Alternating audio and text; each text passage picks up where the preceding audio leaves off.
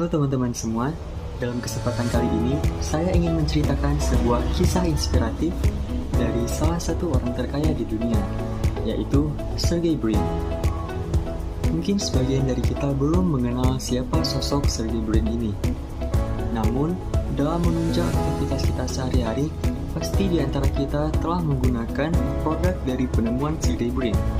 Misalnya Google Maps, Google Translate, Google Dokumen, dan masih banyak lagi.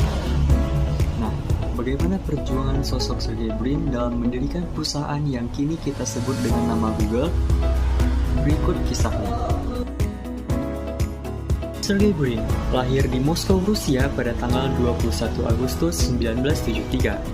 Ia lahir dari orang tua keturunan Yahudi, ayahnya bernama Michael Brin dan ibunya Eugenia Brin. Ayahnya merupakan seorang profesor matematika dan ibunya merupakan seorang peneliti di NASA. Saat berusia 6 tahun, keluarganya bermigrasi ke Amerika saat orang Yahudi sangat sulit hidup di Moskow. Kemudian Brin pun bersekolah di Paint Branch Montessori School di Maryland. Hingga kemudian ia pun melanjutkan pendidikannya di University of Maryland dan berfokus pada bidang matematika dan komputer.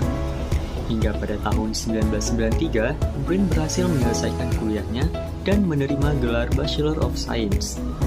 Setelah itu, ia melanjutkan studi karena menerima beasiswa pasca sarjana dari National Science Foundation dan mengambil jurusan ilmu komputer di Stanford University. Kisah hidup Sergey Brin berlanjut ketika ia bertemu dengan Larry Page dalam sebuah penelitian untuk tesis mereka. Pada Januari 1996, mereka mulai berkolaborasi dalam menulis program untuk mesin pencari yang diberi nama Backrub. Proyek ini menghasilkan makalah penelitian yang sangat populer yang berjudul The Anatomy of a Large-Scale Hypertextual Web Search Engine.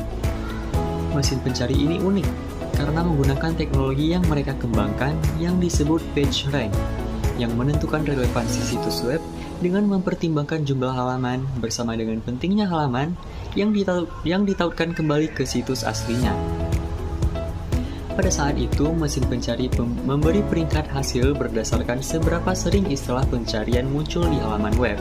Kemudian, Page dan Brin mulai bekerja mengembangkan mesin pencari mereka, yang merupakan proyek yang sangat sedikit dilakukan pada saat itu. Beroperasi dari kamar asrama mereka, kedua sahabat ini membangun jaringan server menggunakan komputer bekas yang mereka beli dengan harga murah. Mereka bahkan memaksimalkan kartu kredit untuk membeli terabyte disk dengan harga diskon. Pada awal pengembangan, Page dan Brin mencoba menjual gagasan mereka ke beberapa perusahaan, seperti AltaVista, Excite, dan Yahoo. Namun semuanya ditolak. Akhirnya, mereka mengembangkan proyeknya ini secara mandiri dengan dana yang mereka miliki secara terbatas. Setelah dikembangkan lebih lanjut, mesin pencari Google akhirnya berubah menjadi komoditas yang menarik. Pada tahun 1997, Page dan Brin mengganti nama Backrub menjadi Google. Google sendiri merupakan istilah matematika untuk angka 1 yang diikuti oleh angka 100 angka 0 di belakangnya. Akan tetapi, para investor salah mengeja nama Google menjadi Google dan terlanjur menuliskannya dalam cek. Hal itu membuat Page dan Brin akhirnya menggunakan nama Google untuk mesin pencari mereka. Kemudian mesin pencari yang mereka buat didaftarkan sebagai google.com pada tanggal 15 September 1997.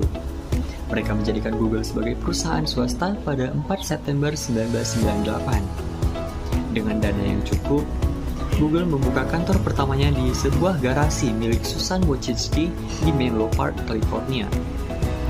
Kemudian pada tahun 2001, Google mengajukan dan menerima paten untuk teknologi PageRank yang mencantumkan Larry Page sebagai penemunya.